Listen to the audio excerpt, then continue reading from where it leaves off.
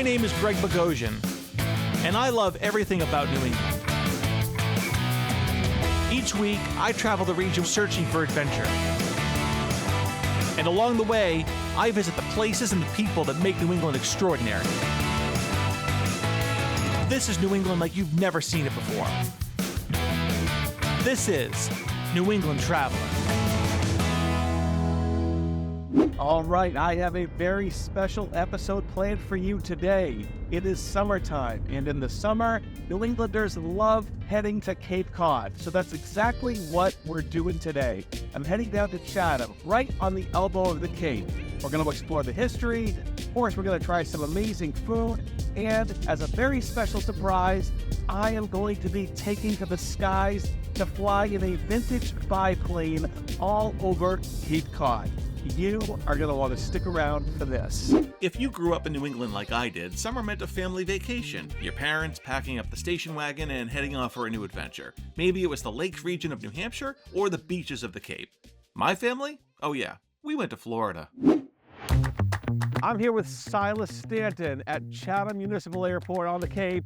We're about to take a scenic biplane ride over Cape Cod.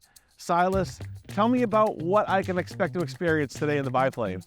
So really the appeal of the biplane is it's a lot more involved than flying in an enclosed airplane. It's almost like riding a motorcycle through the air, as I like to describe it to people.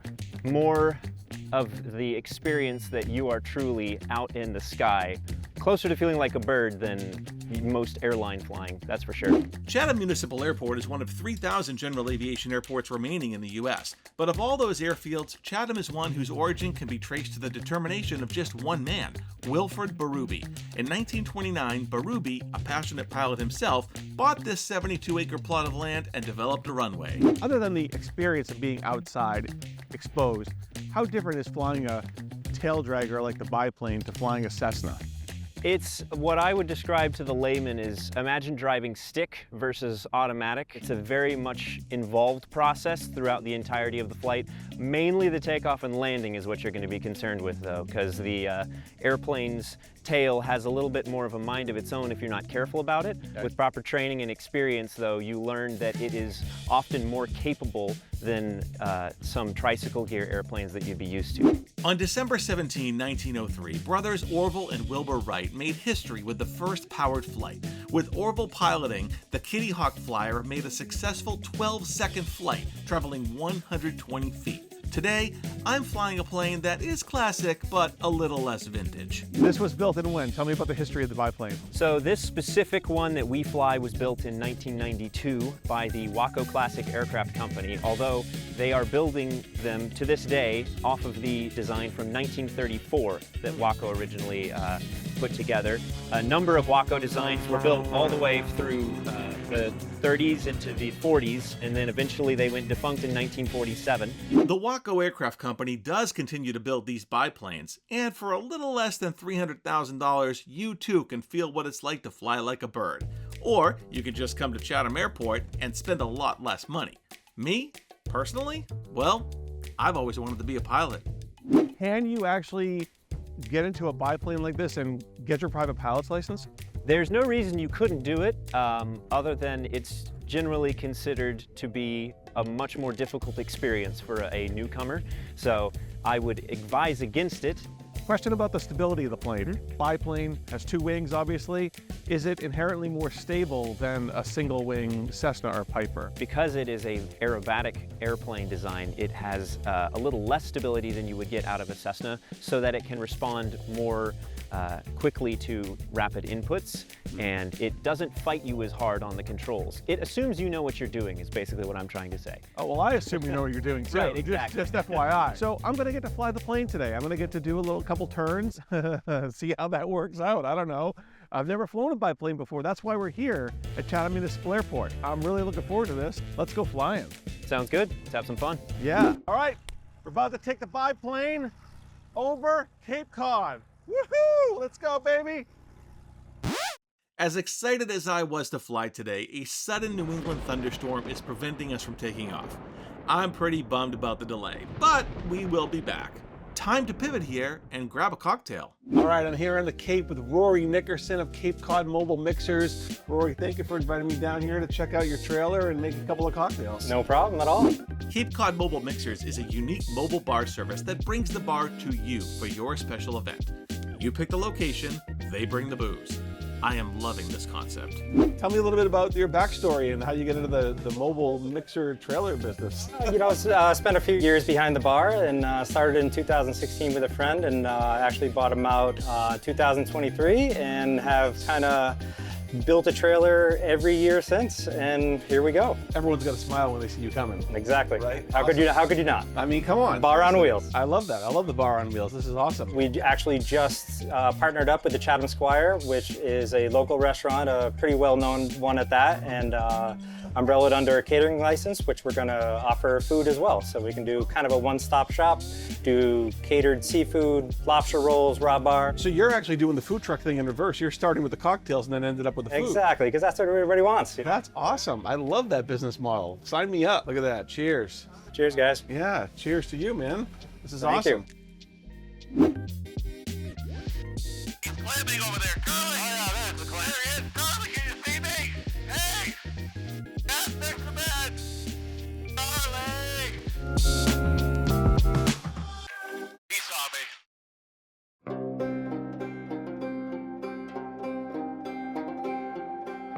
We are heading right now to the Chatham Railroad Museum, which is housed in a former functioning actual train depot. I'm really excited to learn about the history of the Chatham Railroad Museum, the depot that it was before, and all the railroad history in Chatham and on Cape Cod. Gil, you know, I love railroad history and train history throughout New England, and I think for this interview, we are starting at the exact right spot, right here at the ticket window. And obviously there's a lot to see, but hearing like the Morse code in the background, you got the train whistles and the things, there's a lot of experiential things going on here. That's right, and this is a great place for families, for kids, and for railroad historians. Let's start over here. All right.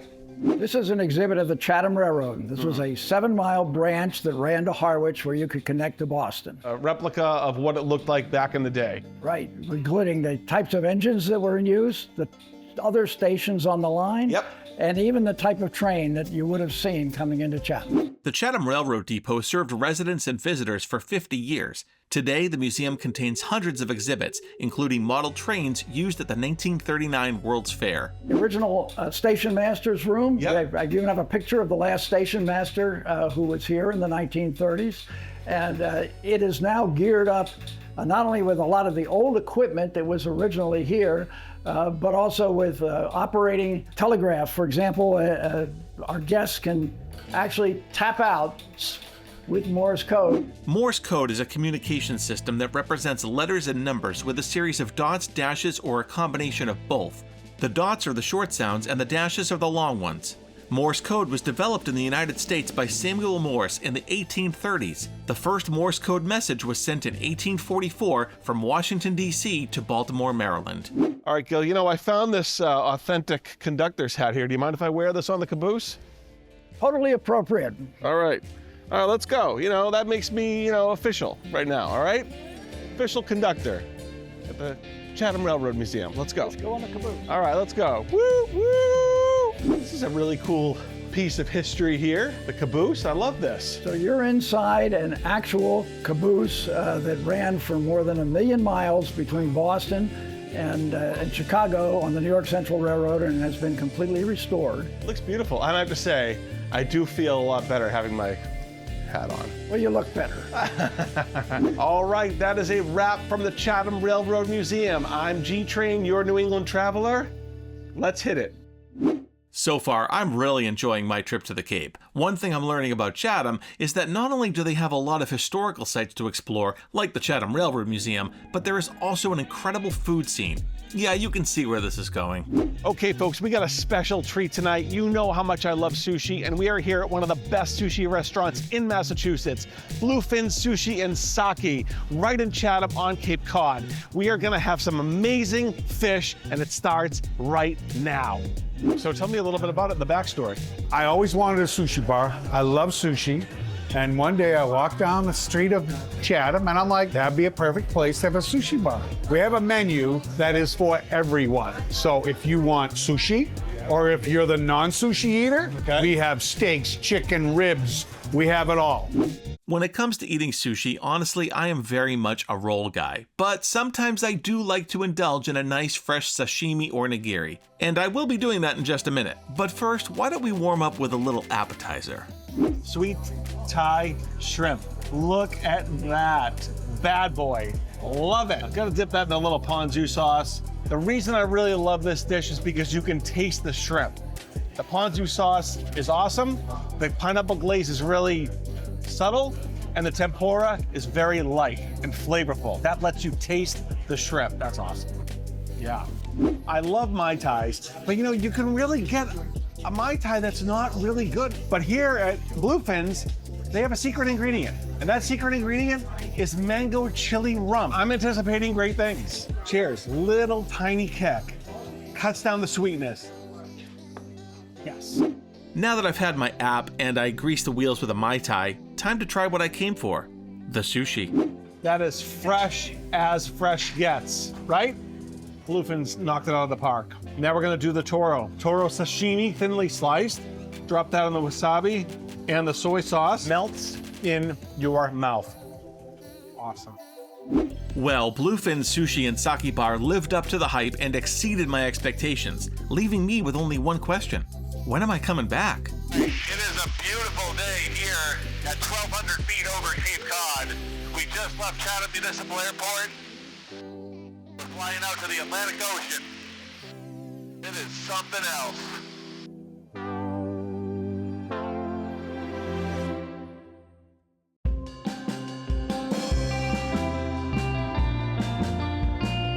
I have a question for you at home. Do you think my attire matches the vibe of Cape Cod? I mean, I think so. You get the life jackets, the boats, the lobsters, right? So all I'm saying is that Cape Cod in the summertime spells relaxation. I love the beaches, I love the vibe, the people are amazing, the shops, the restaurants, the food, it's all right here. You don't really have to travel too far. All you have to do is come down to Cape Cod. My personal favorite choice right now, Chatham. With 560 miles of coastline, Cape Cod is home to more than 130 beaches for your summertime enjoyment. 6 of those major saltwater beaches are located right here in Chatham, and among the most popular and scenic is the one I'm on right now, Lighthouse Beach. I'm standing right in front of Chatham Light, right here on the shores of Cape Cod. Now, we all know that lighthouses have always been used as a means of navigation, and it's hard for me to imagine that with today's technology, with iPhones and GPS, that a long time ago, sailors actually had to use the light from lighthouses and the sound from foghorns to navigate their way up and down the coast of the United States. Lighthouses are obviously a very important part of New England history, and Chatham Light is no exception. Chatham Lighthouse was built in 1808, and it was only the second lighthouse on all of Cape Cod, the first one being Highland Light in North Truro. It was originally known as Twin Lights due to the presence of its 2 towers. The first keeper of the light was appointed by President Thomas Jefferson on October 7, 1808. Does traveling make you hungry? The obvious answer probably is, of course it does. And not to mention, it's lunchtime. So we're heading right now to Elwood's Raw Bar. We're gonna try some oysters, some little necks, and see what other local fresh seafood we could find. Dave, tell me about the history of Elwood's Raw Bar. Sure. So back in 2011, an institution in town called Nickerson's Fish Market had done raw bars for years and stopped doing them. And my family had a history of running the oyster shanties and oyster rivers. So I started doing the raw bars. My sister Tanya came in 2 years later. So for 13 years, we've been catering raw bars at weddings, cocktail parties, special events. And now we've got a little brick and mortar going on here. Yes, you opened up this spot. It's a beautiful spot. I love the aged, barn board on the walls, the tin roof ceiling, the red floors. The whole vibe is really, really cool and just kind of makes you feel like you're on the beach. And that is the vibe we're going for. We want to walk in and, hopefully you got a little sand in your feet, and that's all right. Let it fall right off. Enjoy your raw bar, have a ice cold draft beer. The oyster we use all the time is the Chatham oyster, but we also do a variety of others. If someone is new to oysters and they're coming in here for the very first time, what do you recommend for someone who's never experienced an oyster before? The big thing we tell them is like, do not put any cocktail sauce, even lemon, hot sauce, anything, because you want to experience the true flavor of that oyster, because every oyster takes on the characteristics of where exactly it is in the water. We are going to try some right now. Nice. You're going to put some together for me that makes sense for me?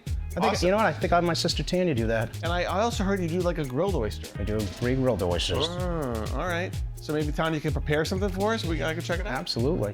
Oyster farming was first practiced by the Romans on the Italian peninsula as early as the 1st century BC. Some types of oysters are harvested for their pearls. These are not those oysters. Now, personally, I don't know a lot about oysters. In fact, I've only eaten them a few times in my life.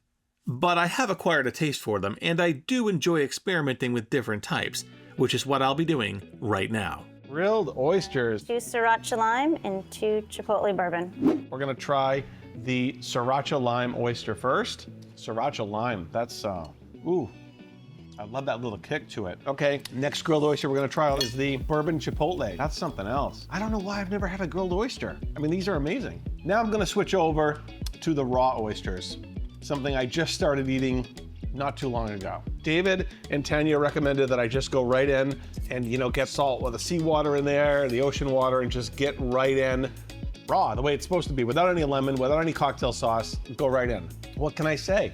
This is an experience all in itself. Now we're gonna switch over to the little neck clam, the Dennis clam. These I prefer with a little lemon and a little cocktail sauce, and they really do melt in your mouth. Okay, folks, get down to Chatham, come into Elwood's Raw Bar, ask for Tanya, ask for David, tell them New England Traveler sent you, and get the oysters, or the little necks, or whatever you want. Oh, there's a shrimp here too. Here comes the tail. Oh my God, that is so awesome. Man, we're already away we go.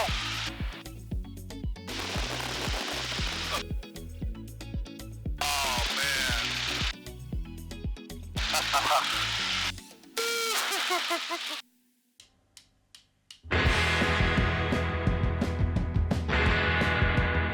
When we last left off at Chatham Municipal Airport, a late morning thunderstorm forced us to abort our mission. Now that the weather has cleared, we are clear for takeoff. But first, I'm stopping for a quick bite to eat at Hangar B, an airport diner located right above the hangar. All right, I'm here with Tracy Shields, owner of Hangar B at Chatham Airport. Tell me how it all started. It's been 14 years. They wanted a higher end or at least somebody with some, real restaurant skills to take over this space to be a draw for pilots. I had worked in fine dining dinner restaurants, but tried to bring some of that mindset. Tracy brought out the Baja fish tacos, which is a panko crusted haddock. Has the pico de gallo, the cabbage, of course, avocado, which I'm gonna add to it in a second. Also has sour cream. This is more than just a fish taco. It's the experience. Sitting here at Chatham Municipal Airport on the Cape on a beautiful early summer day. Well, the fish tacos were delicious and light, and whether you fly in or drive in, be sure to make your way to Hangar B at Chatham Municipal Airport. Now it's time for me to make my way back to the biplane, hop in the cockpit with pilot Silas Stanton, and fly the friendly skies over Chatham. Roger that.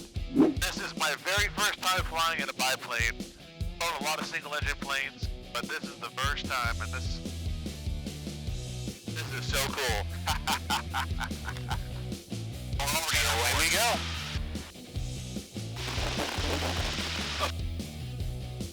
Oh man. It's pretty hard to beat the view of the Cape from an airplane like this. It's hard to beat the view of anything. But the first thing we'll do is climb up over Nantucket Sound here in a second, turn right, and swing ourselves up towards the Cape Cod Bay. All right. You can see everything up here. Visibility is around 20 miles. That's what pilots call perfectly clear. And although we are cruising along at a pretty good clip, it feels like we're barely moving. We're cruising at about 110 knots. Yep. At about 2,000 feet. Well, 1,300. I bet your altimeter up there, I forgot to tune it. 1,300 feet. That's right. And we'll make a right turn now. Chatham traffic, Waco 9 Alpha Sierra is making the right turn out. Okay, Silas, I gotta say my first impressions of this flight are really that it's very smooth. Not bumpy at all today up here. It's usually on a nice high overcast day like this. You get very, very smooth air and a very, very comfortable ride. I love it. I love every minute of it.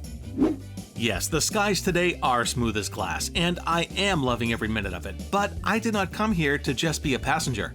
I gotta fly this thing. Now let's see what this bird can do. Well, I'll tell you what, Silas, you let me know when I can take the controls and make a couple of turns. Yeah, for sure. You can take controls if you'd like. Okay, my airplane. You've got the controls. All right, gotta make a little left-hand turn here. Wow, that is really sensitive. Gonna make a right-hand turn now. Alrighty. Oh, that's sensitive. I can feel the back of the plane slip. Everything back to normal.